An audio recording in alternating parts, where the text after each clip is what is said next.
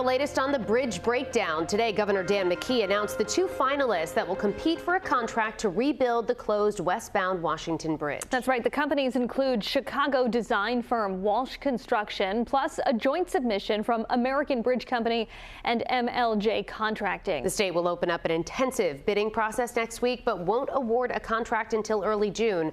Target 12 investigator Alexandra Leslie is live in studio with more details and what state officials are saying about the open eastbound bridge. Alex? Well, this announcement was made just a day before the 1-year anniversary of when state officials had to abruptly close the westbound bridge. Both McKee and Alviti reflected on the last 12 months, calling it a difficult year.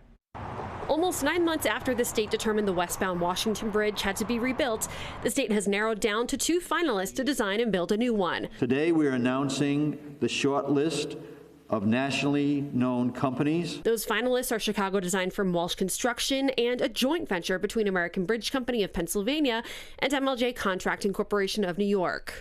They are well-sized to be able to do a project like this. The winning bidder will be selected in June and will start pre-build work next summer.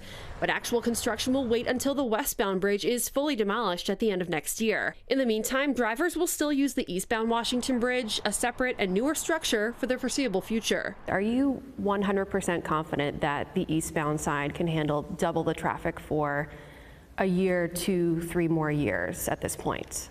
Yes.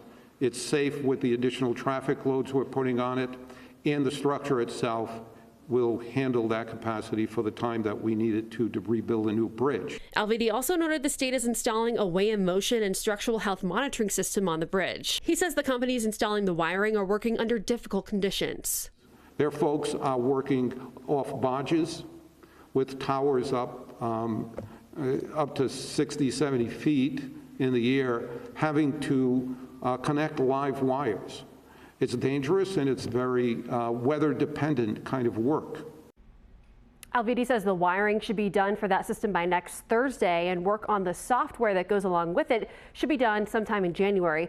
The state's also upping inspections on the eastbound side to 2 per year. The latest report is due sometime this month. With the Target 12 investigators, Alexandra Leslie, 12 News. Latest now on the bridge breakdown. Just a day before the 1-year anniversary of the closure of the westbound Washington Bridge, Governor McKee announced the finalists that will compete for a contract to design and rebuild it. Target 12 investigator Alexandra Leslie was at this morning's announcement and tells us about the companies and some upcoming key dates. Alex? The bidding process between the 2 companies will get underway next week. It'll be an involved months-long process, with the state making its final selection in June.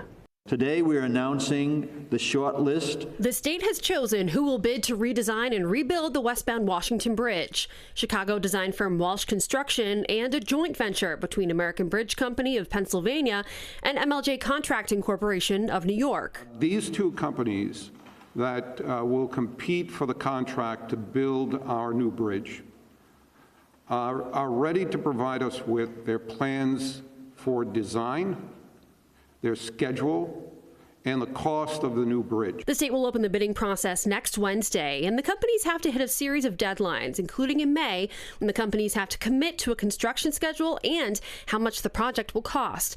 A decision won't be made until June 6th. Both of these companies, with the expertise and the consulting companies that they bring into their team, are more than capable. RIDOT Director Peter Alviti says between June and December, the winning bidder will be ordering materials, begin staffing, prefabricating bridge components, and preparing construction laydown areas. It's been a long road with more than a few bumps in it, but it's smoothing out. We're at a point where things are smoothing out now. There's a clear path ahead for us to build a new bridge. In the meantime, Alviti says demolition of the superstructure, or the top part of the bridge, is on track to be complete by the end of February. The remainder will be done by next December. Alviti says he expects the eastbound bridge, which was built in the 2000s, to hold up to its full lifespan of 75 years. With the Target 12 investigators, Alexandra Leslie, 12 News.